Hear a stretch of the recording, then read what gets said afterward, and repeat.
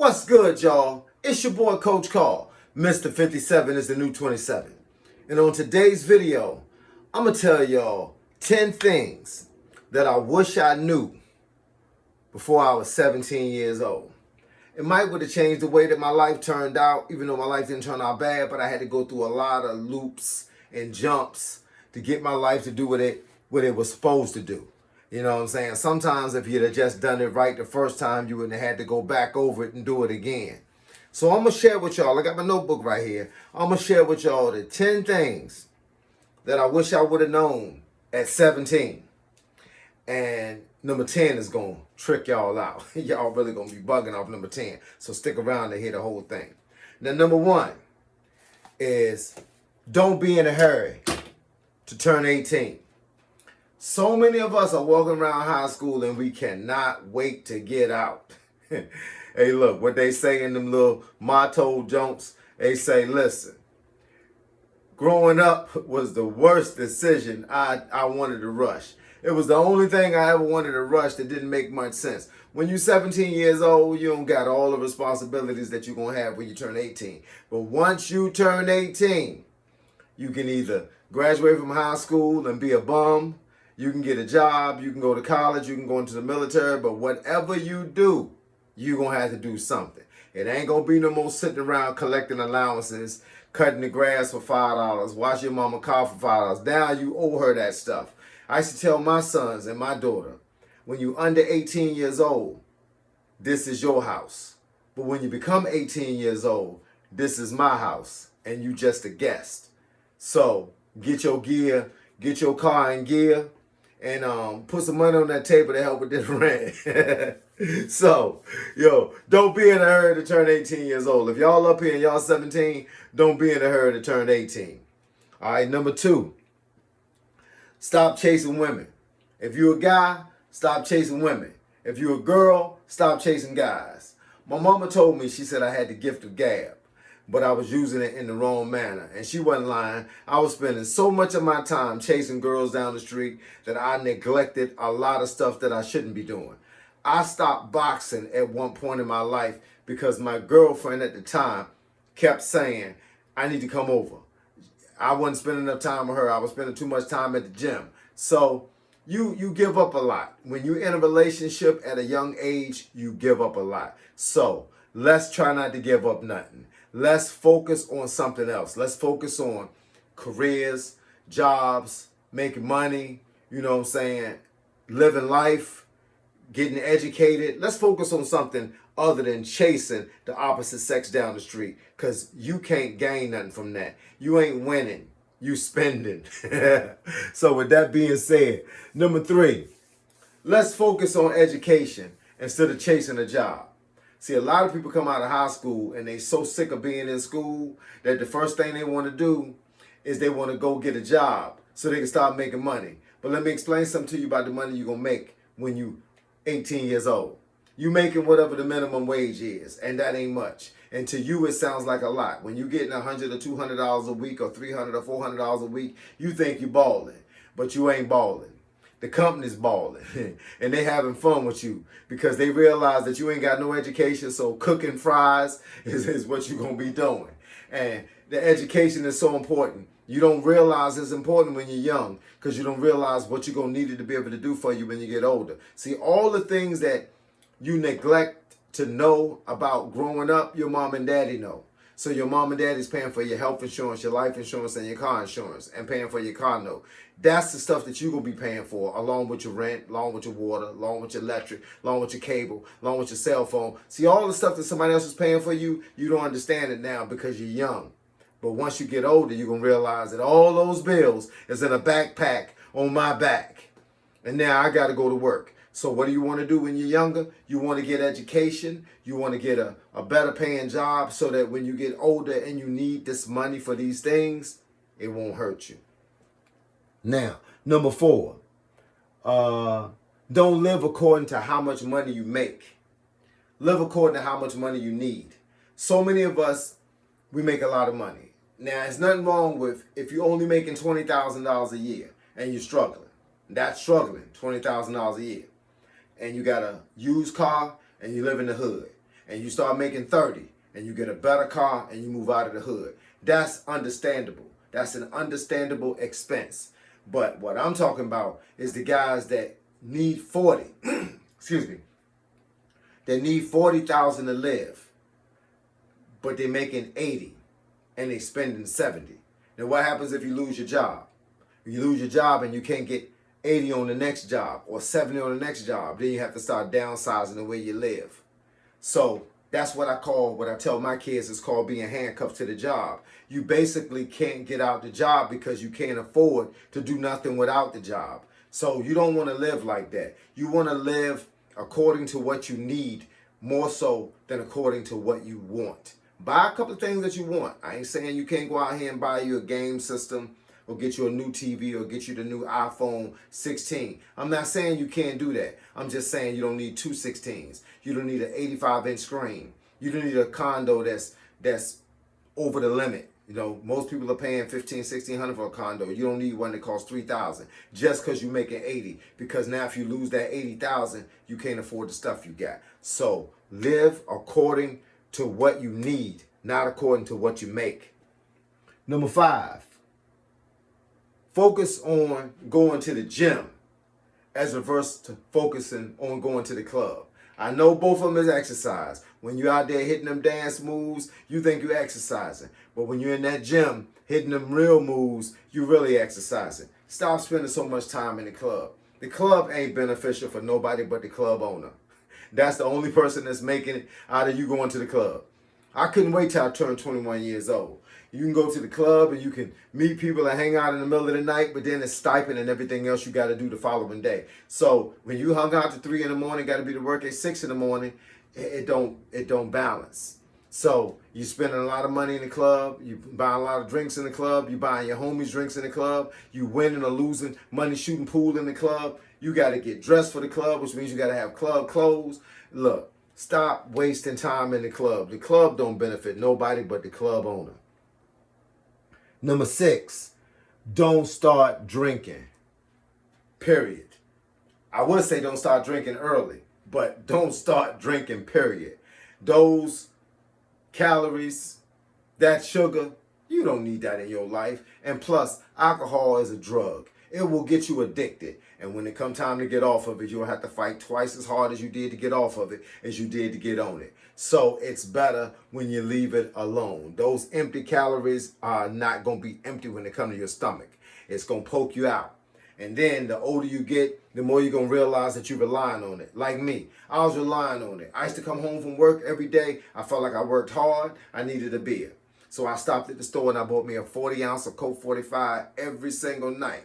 Then when I decided to cut back on it, I would be laying in the bed at 9 o'clock or laying on the bed at 9 o'clock and like get up and go to the store. Because I should have got it at 4 o'clock that afternoon when I was on my way home, but I didn't get it. And 9 o'clock at night, it was just calling me. It was calling me by my first name. Say, come on, coach. Come on back to the store. And then I couldn't get off of it. And then what happens is most people, they go from drinking light beer to drinking regular beer, to drinking mixed drinks, to drinking liquor. And then when the liquor doesn't work anymore, then you start using drugs. It's a gateway to everything else in your life that you don't want to be a part of. So my suggestion is leave it alone from the beginning. Number 7, limit your snack intake early. Now, when I say limit your snack intake early, now what that means is just because they sell it in the store don't mean you gotta buy it. And that's a problem with half of America.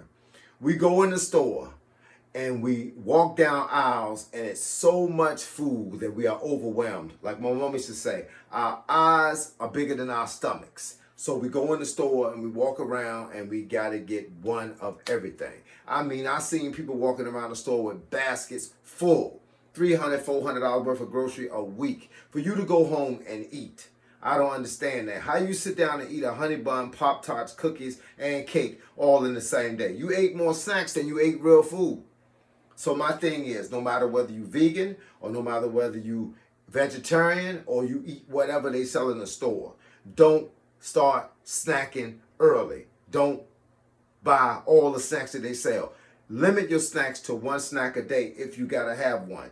Read the calorie intake. Your snack shouldn't be no more than 200, maybe 300 calories. It should not be 40 to 50 grams of sugar. Keep that sugar intake on that one snack to like 10 grams of sugar. And that's saying a lot because you ate sugar all day long and you don't need that much sugar in your body. Because once again, sugar is a drug. Don't get it twisted. It's a drug. When you try to get off of it, you're going to find yourself having the jitters and the shakes because sugar is a drug. So limit the snack intake early. Then you don't have to worry about trying to get off of snacks. I had that problem. I ate honey buns. I ate Twix bars, whatchamacallit bars, Milky Ways, Three Musketeers. Chocolate chip cookies was my favorite. The Keebler Club Stripe cookies was my favorite. I mean, I love cupcakes. I love cake. I love everything. But I ate so much of it that my belly was hanging over my belt. Then one day I decided that I didn't want to do that no more. So what did I do? I got off of it. But trust me, it wasn't easy. I spent a lot of nights laying in the bed, balled up in a corner in a knot, because at that time it felt like I was on drugs, trying to get off of drugs. So now that I'm off of them snacks, my job now is to warn you, leave them alone. Number 8, don't focus so much on buying a house. I know people say living the American dream, man, I gotta have some property, dog. I gotta have this big house. I'm talking about 4 bedrooms, 3.5 baths, double car garage, the whole 9 yards.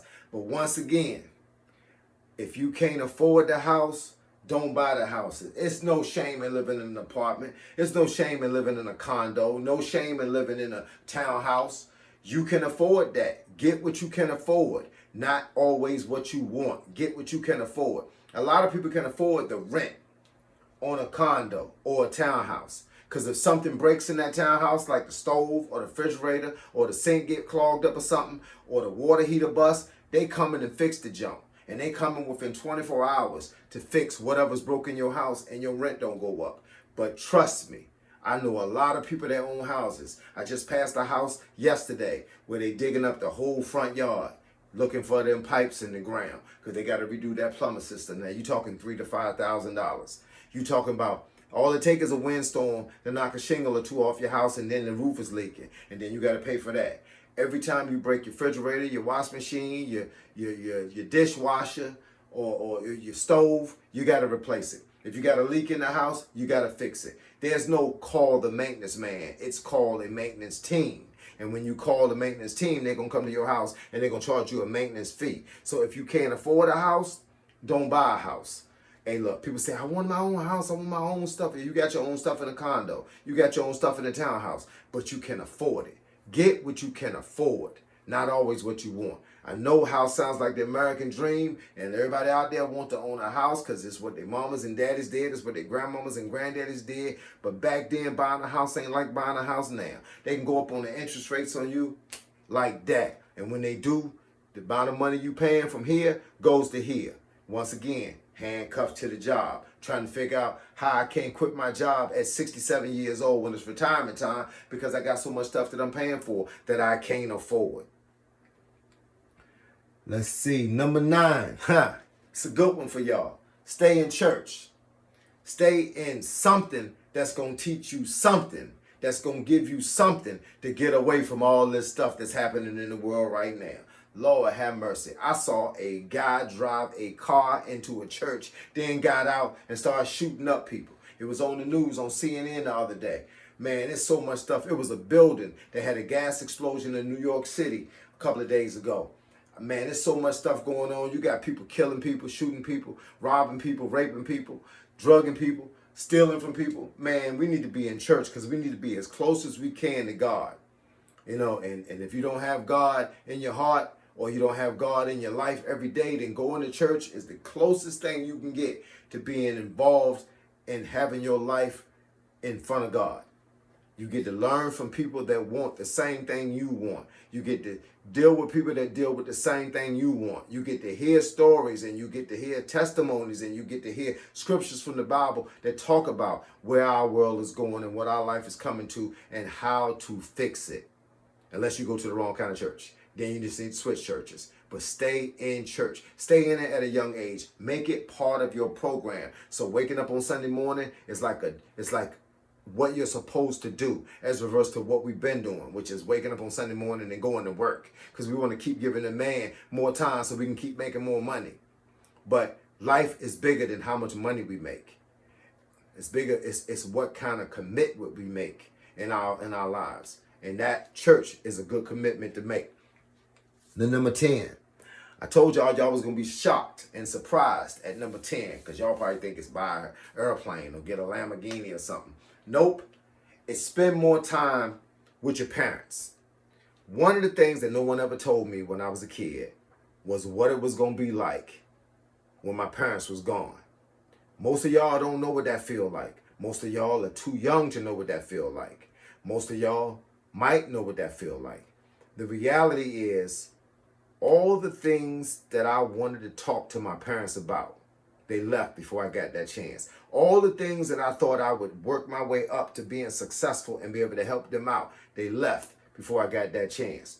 It's times right now that I feel like when something great happens to me and I want to call my mom or call my dad, that I can't, because my mom and my dad ain't here no more. So it's a lot of lessons that I think I should have got. You know, some of the lessons you get when you were a kid. Some of them you get when you're a teen. Some of them you get when you're 21. Some of them you get when you're 25. Some of them you have kids and then you want to ask your mom and dad about some of the things that has to happen now that I have kids of my own. They ain't around for that. Unfortunately, they both died from different reasons, none to which were, out of the pocket, out of the way. My dad died from, having kidney issues, and my mom had Alzheimer's. So nobody got killed or accidents, something like that. But I've known people whose mom left the house and got in a car accident, never made it back home. And I mean, like, imagine losing somebody that quick and you ain't been spending time with them. So my thing is, don't get so caught up with doing everything else and forget to spend time with your mom and your dad. So if you got a mom and a dad, a stepmom or a stepdad, or a foster mom or a foster dad, pick up the phone, drive on through there, take them some flowers, take them a sandwich. Just go sit down and talk to them, because they're the matriarchs of the family. We got to keep them in the game. I used to call my grandmama on the phone. She was 88 years old, and I say, "Grandmama, what's up, Grandma?" She said, "Boy, you crazy." I said, "Grandma, let me let you hear this rap song on right." And then I would kick it to her, and it was not, won't X-rated or nothing like that. But my grandma was like, "Boy, you crazy. I like how you made them worlds run." I kept my grandmama in the game simply because she kept me in the game. It was things that my grandmama taught me at 88. And I was like 40. It's things that she taught me that I couldn't have got from nobody else. I went to a retirement home one time, and I looked around, and I saw how people dropped off their mothers and their fathers and their sisters and their brothers, and they never come back to see them. Can you imagine what that's got to feel like? Can you imagine that this person was once a king or a queen? They were lawyers and doctors and politicians, and they had houses, and they had kids, and they had grandkids, and they had cars, and they had money and investments, and they was running things. Everything was good. They were the kings and queens of the family. And then they got older, and then you put them in a home, and then you left them there. And now everything that they built up, you rolling with it. What about them? What about them? So with that being said, let's change the way we see things and the way we do things, because one of us is going to be that person at some point. So with that being said, I hope that my 10 things that I would do differently if somebody had taught me at 17, I hope they strike a nerve. I hope they make you get up off the couch, make you work out, make you throw away the junk and pick up the good stuff. But with that being said, I thank y'all, each and every one of y'all, for logging into my channel, for hitting the like button, for subscribing, for leaving a comment, and definitely for hitting that notification icon so y'all can be notified every time I drop a new video. But once again, it's your boy, Coach Carl. Mr. 57 is the new 27, and I hope I help somebody today. Y'all be safe, and y'all take care. Holla.